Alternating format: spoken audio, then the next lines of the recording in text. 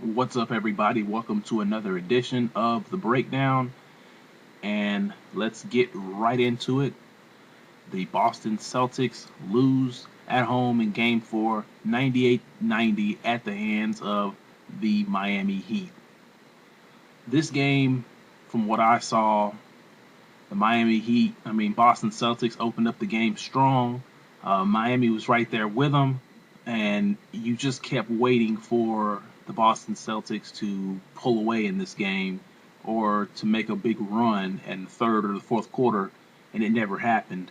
And it never happened because Boston's offense completely just sputtered when they needed it the most. I mean, the second half, their offense was very, very sloppy. I believe it was about 3 minutes, 44 seconds to go in the fourth quarter, and they had only scored 5 points in the entire fourth quarter. And yet they were still in the game. I think they may have even still had the lead, or the game may have even been tied at that point.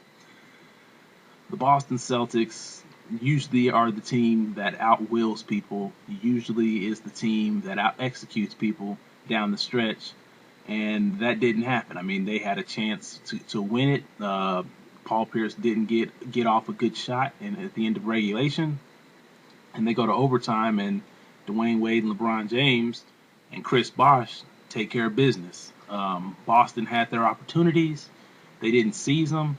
I mean, some of the shots that Boston was taking, and while I was watching the game, they were missing. They were missing shots that they usually hit at the right times.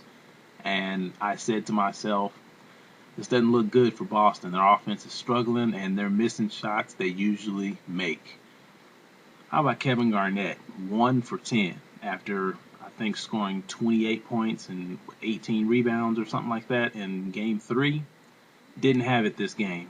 And the only other explanation I can think is Boston exerted a lot of energy in Game 3, and unlike in between Game 2 and Game 3, where they had 3 days off, they had 1 day off this time in between games, and it pretty much showed down the stretch. I mean, they were sloppy on offense. Their offense was stagnant. I believe Boston only scored about 37 points in the second half. So, as bad as Boston was, they had their opportunities, and now they're down 3-1, facing elimination on Wednesday night on TNT. So, what has happened to the Boston Celtics? And quite frankly, what happened to them, I think what happened is that when Danny Ainge made that move at the All-Star break, or after the All-Star break, to get rid of Perkins and bring in Jeff Green and Nate Christic, who's not even helping you in the playoffs. Christic's not helping you in the playoffs. I think just getting rid of Perkins, I mean, we know Perkins can play defense and rebound, but I think the psyche of this team, something left. When Perkins left, something left. And then he took something from this team with him. He was more than just a teammate. He was probably seen as a brother, uh, to a lot of these guys. And if Boston goes on to lose this series, you Boston fans have nobody to blame but not Jeff, but Danny Ainge, because he Boston looked like the team in January and February before the All-Star break that was going to win it all. I mean, they've got 4 All-Stars on their team. Um, they look like a team that was going to win it all, and they got rid of Perkins to put their faith in Shaq, who is non-existent. I mean, it's almost sad to see Shaq out there. I wonder if Shaq's even going to come back next year, because he's just hobbling up and down the court. Doesn't look at all the same. We know Shaq's not the same as he used to be. He's 39. What else does he have left to play for? And if you're Danny Ainge, you got rid of Perkins to put your faith in a 39-year-old Shaq. And a lot of people said, is Shaq going to be there in the playoffs? And unfortunately, he really hasn't been there. And Jermaine O'Neal has stepped it up better than we thought, but Jermaine O'Neal really didn't play all season either.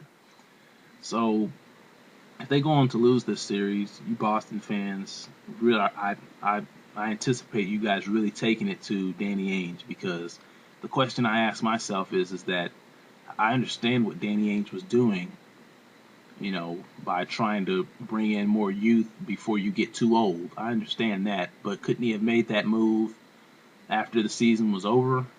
Who knows what the series is like with the enforcer in there, Perkins. I mean, if you had Perkins, Perkins would be your starter, and Jermaine O'Neal would come off the bench. And I think that right there would be a great lineup, and you wouldn't even really need to play Shaq.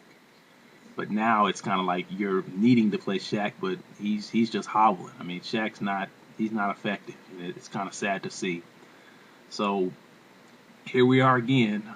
You're going to have people saying, well, if anybody can come back from a 3-1 deficit, it's this team. And I think we've heard that 2 times already this playoffs, where the San Antonio Spurs were down 3-1, and people said, well, if anybody can come back, it's them. And they didn't. They didn't come back.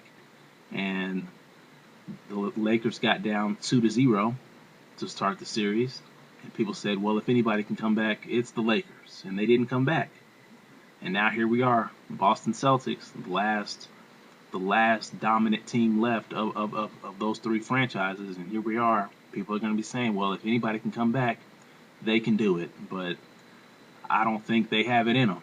I mean, the old Boston Celtics teams could do it. But, the Boston Celtics team from last year, 2 years ago, or the year they won the championship, those teams could come back. But I think in this season, when we talk about the San Antonio Spurs, Los Angeles Lakers, Boston Celtics, I think, not saying those teams wasn't capable of winning, but I think if those franchises got down by 2 games, they weren't going to come back.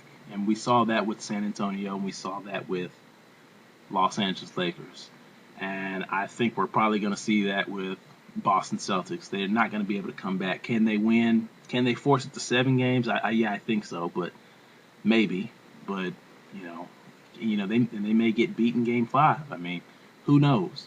But the torch is being passed from the younger teams, or from the older teams to the younger teams, and we're seeing the NBA change right before our eyes. I never saw this coming. Because Boston had a great regular season, the Spurs had a good regular season, and the Lakers had a pretty decent regular season. So I never seen this coming. But anyways, Boston Celtics lose. LeBron James really steps up and saves the day. He will silence some of his critics, but the Boston Celtics lose, are down 3-1, facing elimination.